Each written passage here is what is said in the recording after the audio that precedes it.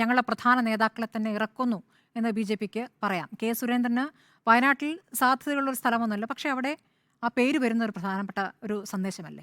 പിന്നെ 2019 4,31,000 വോട്ടിൻ്റെ ഭൂരിപക്ഷത്തിലാണ് രാഹുൽ ഗാന്ധി വയനാട്ടിൽ വിജയിക്കുന്നത്.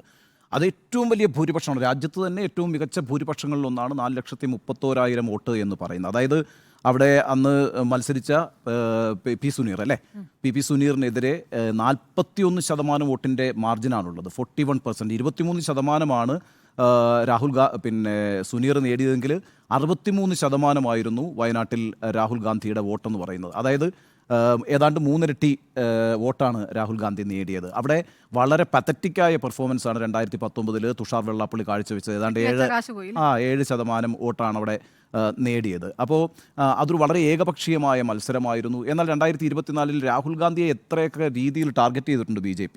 മത്സരിക്കാൻ പോലും യോഗ്യതയില്ലാതാക്കാനുള്ള ശ്രമങ്ങൾ വളരെ ശക്തമായി BJP നടത്തിയിരുന്നു രാഹുൽ ഗാന്ധിക്കെതിരായിട്ട്.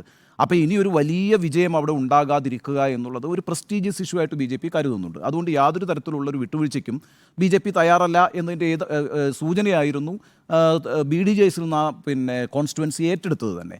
അപ്പോൾ അവിടെ ഒരു ശക്തനായ സ്ഥാനാർത്ഥിയെ കൊണ്ടുവരിക എന്നുള്ളത് നിശ്ചയമായും BJPയുടെ രാഷ്ട്രീയ തീരുമാനമാണ്. അവിടെ വിജയിക്കുമോ ഇല്ലയോ എന്നുള്ളതല്ല. അങ്ങനെ ഏകപക്ഷീയമായി അനായാസമായി വിജയിച്ചു പോകണ്ട, ഞങ്ങളൊരു ശക്തമായ മത്സരം രാഹുൽ ഗാന്ധിക്കെതിരെ കാഴ്ചവെക്കുന്നു, അതിന് സംസ്ഥാന അധ്യക്ഷനെ തന്നെ ഇറക്കുന്നു എന്ന് പറയുമ്പോൾ മത്സരം വളരെ ഗൗരവപ്പെട്ടതായി ഞാൻ മനസ്സിലാക്കുന്നത്. ഇനിയിപ്പോൾ സുരേന്ദ്രൻ അവിടെ മത്സരിക്കുമ്പോൾ, ഇപ്പോൾ കഴിഞ്ഞ തവണ 2019 പത്തനംതിട്ടയിൽ മത്സരിക്കുമ്പോൾ എൻറ്റയർ BJP മിഷനറി അവിടെ കോൺസെൻട്രേറ്റ് ചെയ്ത് വർക്ക് ചെയ്തു എന്നുള്ളതാണ്. സ്വാഭാവികമാണത് ഒരു സംസ്ഥാന പ്രസിഡന്റ് മത്സരിക്കുമ്പോൾ.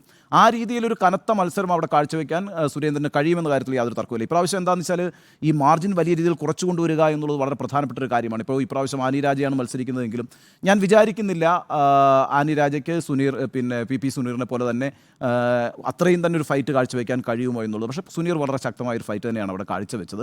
ആ അർത്ഥത്തിൽ ഇനിയിപ്പോൾ ആനി രാജ ഒരു നല്ല ഫൈറ്റ് കാഴ്ചവെച്ചാലും ഈ പറയുന്ന മാർജിൻ എന്നൊക്കെ പറയുന്ന ഒരു 4 ലക്ഷം വോട്ടിൻ്റെയൊക്കെ ഭൂരിപക്ഷം അപ്പോഴും എൻഷുർ ചെയ്യാൻ അവിടുത്തെ ഒരു സവിശേഷ സാഹചര്യം കൊണ്ട്, ആ മണ്ഡലത്തിൻ്റെ സവിശേഷ സാഹചര്യം കൊണ്ട് രാഹുൽ ഗാന്ധിക്ക് കഴിയും. അവിടേക്ക് സുരേന്ദ്രൻ കടന്നു വരുമ്പോൾ നിശ്ചയമായിട്ടും അവിടെ ഒരു നല്ല പോളറൈസേഷൻ ഉണ്ടാക്കാൻ അവർ ശ്രമിക്കുകയും ചെയ്യും. അപ്പോൾ ആ അർത്ഥത്തിൽ രാഹുൽ ഗാന്ധിയെ തോൽപ്പിക്കാൻ കഴിയില്ല എന്നുള്ള സാഹചര്യം നിലനിൽക്കുമ്പോഴും എത്രത്തോളം അദ്ദേഹത്തിൻ്റെ മാർജിൻ കുറച്ചു കൊണ്ടുവരാം, അതൊരു സാധാരണ വിജയമാക്കി മാറ്റാം എന്നുള്ളതായിരിക്കും BJP അവിടെ പരീക്ഷിക്കുക. അതുകൊണ്ട് തന്നെയാണ് ഇത്രയും പ്രധാനപ്പെട്ട ഒരു സ്ഥാനാർത്ഥി അവിടെ അവർ ഇറക്കിയിരിക്കുന്നത്. അതുകൊണ്ട് മത്സരം വളരെ കടുത്ത രീതിയിൽ നടക്കും.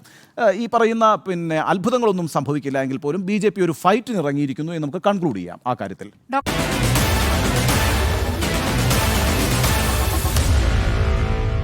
Meet the editors.